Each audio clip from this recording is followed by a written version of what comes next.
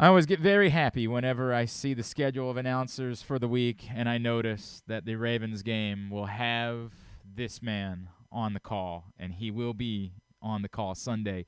As the Ravens take on the Browns on CBS, he is the great Ian Eagle, and he is back with us once again here on GCR. Ian, it's Glenn. It is always good to hear your voice, my friend. Hope you're doing well. Thank you for taking the time for us. We meet again, Mr. Glenn Clark. Oh, You man. know what time of year it is. We got Ravens football, we've got intrigue, we've got question marks, but also have a really talented team if they can get healthy and get themselves back to square one, in which they thought they were going to have a highly competitive team. But gotta get the guys back on the field to see it. It's funny, Ian, because after the game in Cincinnati, in Baltimore, we were like, all right, let's go ahead and see what hotel prices are going to cost in Las Vegas and how much we're going to be price gouged, and we were very excited. I've had this sort of weird reaction after the loss to the Colts, and I don't know if you looked at video and the conversations that you've had yet. As disappointing and deflating and sort of unfathomable as it was to lose at home to the Colts, it really came off more like this is just one of those weird days in the NFL where if you have enough injuries and enough kind of goofy things occur, and I'm not trying to take anything away from Indianapolis and how hard they played, but it required some bad calls, a questionable decision to not take a timeout, make sure you get the fair catch off and run some time. It took a lot of bizarre circumstances. I'm less convinced that what happened is really a story about us getting too excited about the Ravens and more just sort of an anomaly, a la the Colts beating the Chiefs a year ago that doesn't really tell us a story about that team that lost. Yeah, I think you're going to hit January and maybe think back and say, wow, what a wasted opportunity that was. Should have been in the win column. So as you're jockeying for position, whether it's to win the division, whether it's to make a wild card, whatever it might be, it's the kind of game that sticks with you a little bit because it had to go down exactly how it did in order to lose. It just felt like they couldn't get to the finish line. And despite the injuries, despite the setbacks, it was still all lined up to go to 3-0. And you start looking at stats, obviously, during the week. They haven't been 3-0 since 2016. And that's a long time for a high-quality franchise. You would just think somewhere along the way you'd stumble into 3-0 based on schedule or Lamar just going on a ridiculous run to open the season. How telling is that? I don't know. It's, again, one of those situations that if you watch the game, then you have added context. If you didn't, then it just stands out like a sore thumb. How did you lose to the Colts? But there's a little bit more texture there once you go through the play-by-play and the decision-making and the clock management and the circumstances and the blown calls. You can understand how it actually came about. That's the where I felt, and that's why I'm not too worked up about it. And I think it matters these next couple of weeks, and that'll tell us a greater story. And Sure. I feel like this is still a team, and especially as it looks like they're going to have some of the guys back this week. There are a lot of guys back on the practice field. As long as that continues to trend this week, that'll be good news for the Ravens. It still feels to me like on paper this is one of the better teams in the AFC and one of the teams that's going to have I mean, I don't know. Right now, at the moment, it looks like Miami might be better than the undefeated Miami team a few years ago, right? Like, I'm not sure, but it just feels like that if they are healthy, and I get that that's what a lot of people are saying around the NFL, but if they get these guys back, there's still every reason to believe that they are among the top contenders in the AFC. Yeah, the things that I would look at, if you try to view what the Ravens have been and what they've been missing, they have been able to actually improve in certain areas that had to get better. They needed an electric wide receiver. They get one in Zay Flowers. Odell Beckham, obviously, is not what he once was, but if healthy, he's still going to be a threat and someone you have to game plan against. If this offensive line is healthy, you feel good about this group up front. Stanley and Linderbaum are excellent. The left guard position that's probably going to be a work in progress. Defensively, they paid Roquan Smith a lot of money. They needed him. Mm-hmm. They needed that type of player. Mm-hmm. They needed someone to inject this unit with energy. They're using Kyle Hamilton perfectly. They have found exactly what he does and what he does well. And the fact that he's a ferocious hitter, the fact that he's an excellent blitzer, all of that is showing up on film. And I think they're still going to generate enough pass rush when it's all said and done. They've had to go the veteran route based on injuries, based on maybe missing a bit in the draft over the last several years. But they've done it. They found a guy every year to fill a certain role, and they're hoping to do the same thing this time around with Clowney, and we'll see if Van Noy has a big role in this defense. My point being, look around the AFC, Glenn. It's imperfect. And I went in, like a lot of people, looking at the AFC before the season started thinking, man, it's really deep. Yeah, it's murderer's row. Somebody that's of high quality is going to be left out of the party once the postseason begins. And now here we are, just 3 weeks in. It's not like we're 6 weeks, 7 weeks in. 3 weeks in, you can tell that there is a very clear separation between the good teams and the teams that are still trying to figure it out, and all the things that could go wrong have gone wrong for certain teams. So I put Baltimore in the classification of a really good team, and if things go the way that they're supposed to go, they're going to be in the mix. Ian Eagle with us in GCR. He and Charles Davis and Evan Washburn on the call Sunday for Ravens-Browns on CBS. Ian, a couple things related to the Ravens. The first being, I don't know that we've learned everything there is to learn about the Todd Monken offense. There have been moments where we have been extraordinarily enamored. Last week was tough, but again, injuries, weather conditions, not sure what to say. What have you gotten a sense of just in preparing and what you think is different and what you're excited about maybe to see as this continues evolving? They didn't play at all in the preseason. They're still probably putting things and elements into this offense. Yes. Yeah. Look, it's a small sample size, so I would hate to make these across-the-board proclamations of what's changed, what's different. To me, to the naked eye, I can't tell you that this is just markedly different. Where it does stand out, they're going more three wides than they have. Last year, three wide receiver formations, Glenn, 14% of the time. This year so far, 64%, even without Beckham. That's a huge number in changing your philosophy. Lamar's still running a bunch because he had to. I think there's still the innate part of Lamar Jackson. If the team needs him to make something happen, he knows he can by getting out and getting a first down or creating a play to galvanize the team. And that's where we get into the gray area. You still want him to be who he is. The concerns, and I think part of the reason why the change was made for probably myriad of reasons, but part of the reason was long-term. What's sustainable? How do you keep him healthy while still winning? And that's the age-old question for any of these running quarterbacks that are successful and have to make adjustments as time goes on. So, again, small sample size. I don't want to go on record saying that it's so different, and I don't want to go on record as saying that it's basically the same. I think it's still yet to be determined how this is going to look once we hit week 8, week 10, week 12, get deeper into the season, and we'll look at the numbers too. The numbers are going to tell a big story, but just even watching the games, you get a feel for what the team is doing differently and how they're approaching things week in, week out.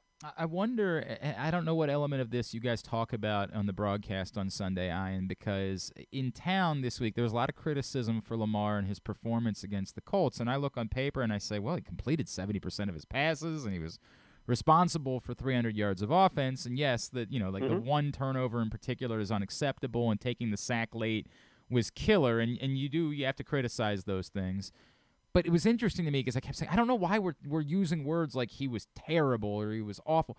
And it was presented to me, well, look, he's making $50 million now. Like when you do that, you're going to be measured in different ways. Like you don't just get to be good, you have to be kind of otherworldly to be worth that money that you're paid. And it's such an interesting concept because it is a fact that we have and we know, and there is impact to that. But I don't know. It's not like he's different. He's not a different player on the field from the last time we saw him last season to this year. And I don't know if, because it obviously was such a major storyline this offseason, it's something that you talk about. Do you measure now Lamar Jackson by the standard of being a $50 million quarterback? Yeah, I think there are two things that happen in sports, in particular NFL, NBA, somewhat MLB, and NHL, but more so in the other two sports. First part is where you're drafted. Expectation level based on where you're drafted. Happens all the time in the NBA. Yep. There are guys that have had 10, 12, 13 years, successful careers, but they were taken 1, 2, 5, 9, 11 overall. And it doesn't measure up to what you thought they were supposed to be. But if they were taken 37 with the same career, you'd say, man, yep, excellent player. Yep. Really impressed by what he did during his time in the NBA. NFL, obviously, just take the New York Jets situation, and it's one of many. When you're taken that high, you're Zach Wilson, you're a quarterback, you are expected to be a player. You're not someone that gets a long leash. You're not someone that can make mistake after mistake after mistake or have subpar performances where there's going to be a whole lot of wiggle room for the general public, the fans, and oftentimes management, coaching, to not say, okay, this isn't working. Jets obviously are in a very unique situation. They were not prepared at that position beyond Aaron Rodgers to have someone step in and give off the same kind of vibe that they're going to be just fine, and they're going through it right now. The second part that happens is when you get paid a ton of money. Yep. And things do change. It's just natural. We have that in our normal everyday life with people that we know. You find out that someone you went to high school with is doing extremely well in life. Yeah. And then you see them for the first time, like, man, wow, they seem different. Yeah. Yeah, it's called success, and it's called how you're perceived. You might be the same person, by the way. Lamar's the same person. You would know better than me, and we'll obviously meet with him, and I'll report back. Every layer of him seems to be exactly the same, Ian. Yeah, I don't think anything about him probably changes in day-to-day life, except his check is a lot larger. He has generational wealth now. He was very wealthy prior to this, but now we're talking about a different level of wealth.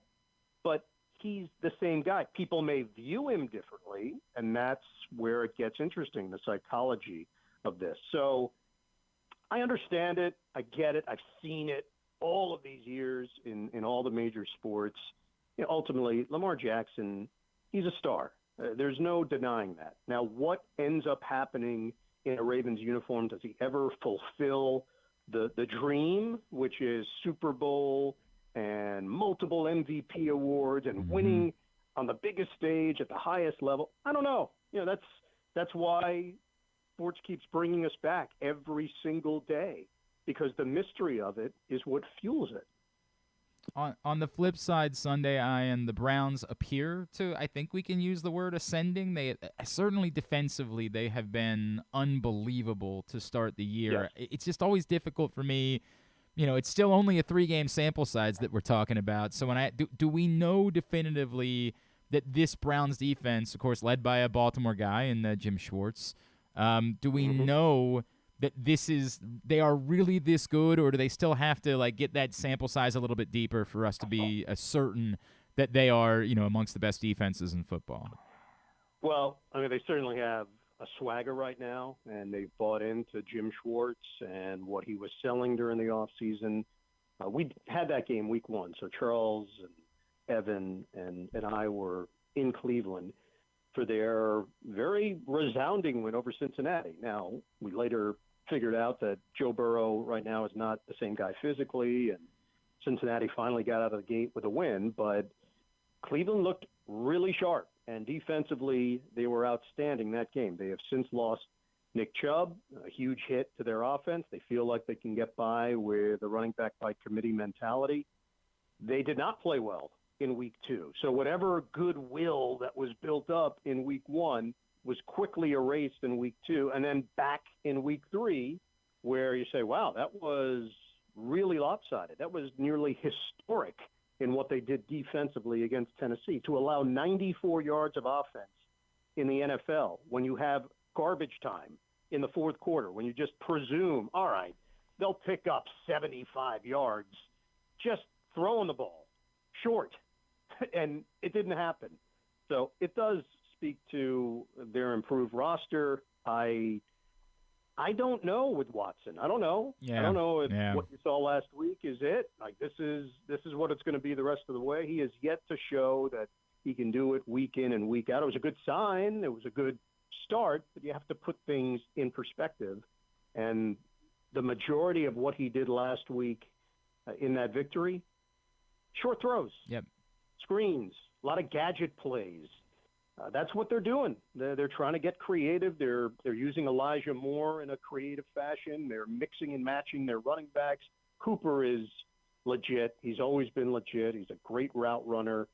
I'm curious if they work in Njoku a little bit more. He's been fairly quiet, and they thought he was going to have a serious breakout year statistically.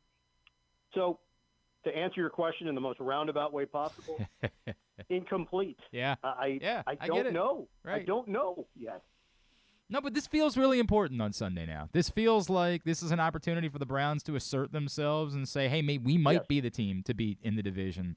Whereas the Ravens, after they already kind of conquered the Bengals, they now all of a sudden are faced with another really unique task. All right, before I let you go, obviously I thought blank space was perfect, right? Like you were doing the first game after the rumors started, you were doing the first game. Can we now say it's dead, like it's been killed, everybody's done it, it's time to maybe have broadcasters, like there's no creative Taylor Swift reference that can be made moving forward. Everybody's gotten to all of them. We got to move on from it. I'm willing to sign something to that effect, Glenn. I have no problem signing a document stating I do not want to hear Taylor Swift puns for the rest of the season. Yeah. I can't speak for everybody else. No. But that's coming from somebody that got in very early. Yep. And I recognize that if you're going to do it early and then don't do it again. Yeah, right. It's done now. It's been done. We've got it. It was clever. It was fun. I enjoyed it. I thought it was great. Now it's everywhere, and I'm over it. Is there any – I don't think Beckham's going to play on Sunday, but if he were to, there are some rumors. There's no chance that, like, if Beckham were to play and were to keep catch a deep touchdown, you'd maybe say they're having a hard time keeping up or making some sort of Kardashian reference? Yeah, I wouldn't put that beneath me. Okay. That's very much in my wheelhouse. I love that so much. Please don't put me on a pedestal that I would possibly think I'm above, something like that. I'm not. I would love that so much. That would be so great. Hey, I don't even know that we've ever talked about it. It was such a joy for me when you were doing more of the playoffs last year. We never had a team growing up here in Baltimore, so I moved out to Phoenix for a couple years for a job in the height of the Mike D'Antoni era. And getting to spend some nights with Ian Eagle calling Suns games last spring was just a delight for me. Oh my gosh. I made me so happy. I need so much more of that moving forward with Turner. I need you doing like every game.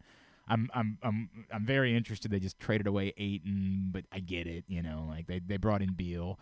It was so much fun for me to have you doing more of the NBA last year. Oh, dude, that scene, the crowd noise in that game in particular, I'm just thinking about the Phoenix Clipper game. Mm-hmm. I could not hear myself think, let alone talk. That's how loud and spirited it was. So I think it carries over. Obviously, a lot of excitement with Beal. Now they make the adjustment with Nurkic, and I think it had to happen. There just was a general sense there that Ayton was not going to be a part of it long term based on attitude. Initially, it seemed like it was just an Aiton Monty Williams problem, but it appears to be something a little bit deeper. And I think they just wanted something else from that position. They've got enough guns right now offensively that they don't need another. They need someone that's just going to play really hard defense, rebound the ball, and be a physical force, and that's what they're going to get. Now they have 3 years of it at a fairly large number, but I think the win now mentality is here, and the Suns are going to be a factor, and the Bucks all of a sudden become they're scary. Oh, they're so really scary. I thought the really Nuggets scary. were going to just be the team to beat for years to come. All of a sudden, I'm like, I don't know which one of them is the title favorite now. Like that's a scary proposition with both Lillard and Giannis. And Glenn, it's a good sign for the NBA. Yeah, that sure. People are talking. It's creating conversation, and I think maybe the calling card right now for the NBA that you're going to hear a lot about over the next month, the fact that they've had 5 different champions the last 5 years. That's a really important stat. The NBA was always thought of as the league that, you get good, you get the right players, you can reel off 3 championships in 4 years. You could be a dynasty. And right now the parity is what's come into play. Now, a lot of that has to do with the player empowerment and the fact that players have forced their way out of situations. And obviously the league is trying to figure out the load management situation and making sure that the regular season games feel important.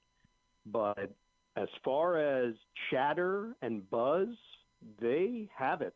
They have it every single year. They know how to create conversation.